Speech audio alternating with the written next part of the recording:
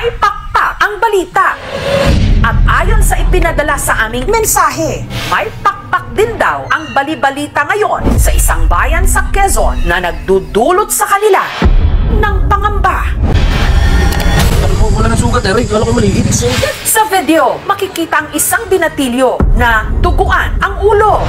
Dahil tungkol ito sa kaligtasan ng publiko, bumiyahe ang aming team sa kalsadang ito sa bayan ng Unisan sa probinsya ng Quezon, kung saan madalas daw nagaganap ang pag-atake. Ang kahabaan ng kalsada na kung tawagin ng mga residente, busay, napapalibutan ng mga nagtatayugang puno. Mukhang tahimik at payapa. Pero pagkagat ng dilim, may naghahasik daw rito ng lagim. Pag iba po siya, parang hindi siya pangkaraniwang ibon. Nag-aalangan kaming dumaan dyan, lalo na pag sumapit yung gabi. Isa sa mga nag-aalangan ng dumaan dito tuwing gabi ang binatilyong si Jack Jack. Siya ang nasa ipinadala sa aming video na nadali kamakailan ng kinatatakutan nilang malaking ibon. Nasa labas po ako ng gabing yan dahil nahuli ako ng gagamba. Kasama ko po yung tito ko, sakay po ako ng motor. Nang walang ano-ano, Nang bumulo sa mga ibon, bigla na po akong kinalmo. Masakit po dugo yung ulo ko. sina Jack Jack agad kumaripas ng takbo at nagtago sa isang kalapit na bahay. Malaki talaga, laki po. Wala ng sugat, Eric. Kala ko maliit. Nasaan yung ay oo nga. Simula, ma'am, no? Dito po siya tinamaan.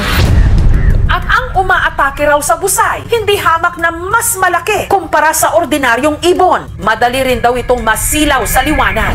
Nasisilawan nga siya sa araw o ilaw. Nung isang time may nakita kasi akong parang hindi pangkaraniwang ibon, tapos pinalaslatan ko siya, ginagamit ito.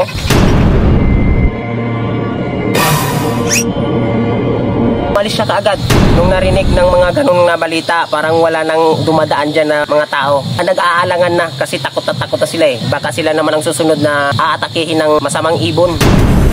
Gusto man daw nilang iwasan ang kalsada kung saan umaatake ang kinatatakutang ibon. Wala naman daw silang ibang alternatibong ruta. Diyan po madalas na nakikita namin yung umaatake na ibon, ma'am. Minsan dyan sila pumapatong, tapos kapag may dumaan na mga nagmumotor, inatake nila. Ang mga residente ng barangay na sakop ang busay, naaalarma na sa sunod-sunod na ulat tungkol sa misteryosong ibon.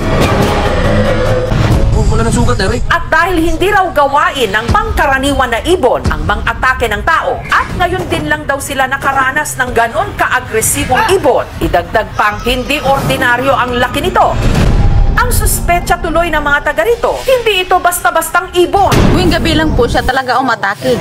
Para mabigyang linaw kung ano ba itong lumilipad na nilalang na umaatake sa kanilang mga kababayan. Wala ng sugat, Eric.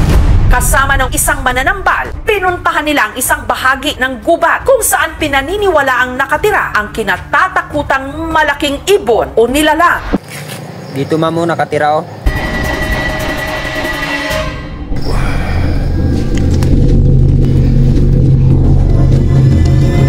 Hanggang sa meron silang napansing kakaibang bakas ng paa. Ayan, ma'am, oh. Ayan ang bakas ng paa ng ibon. Hanggang ang kinatatakutang nilalang na litratuhan nila. Ibon nga ba ito? Iba po siya, parang hindi siya pangkaraniwang ibon. O isang kakatwang nilalang? Ang masasabi ko lang, parang hindi siya ibon eh. Parang aswang. Sa palagay ko talaga, ma'am, parang aswang yun. Kasi kapag ibon yun, pag to kanya sa akin, di nawala na ako. Parang nilandi niya pa ako eh. Pakiramdam nila, hindi lang daw iisa ang umaataking ibon sa kanilang bayan. Ang laki ng ibon, nakita ko, tatakbo sana ako, kaso ang tanga ko. Nung isang araw, dumaan ako dun sa tabi ng daan na tinatakihan ng ibon. Dumaan ako dun, bigla na may kumalmot dito. Nabigla ako. Sabi ko, ang laki naman ng ibon na to.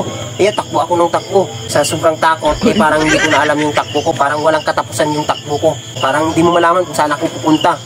Takbo na ng takbo. Yan pala. Umiikot-ikot lang pala ako dun sa puno ng lubi.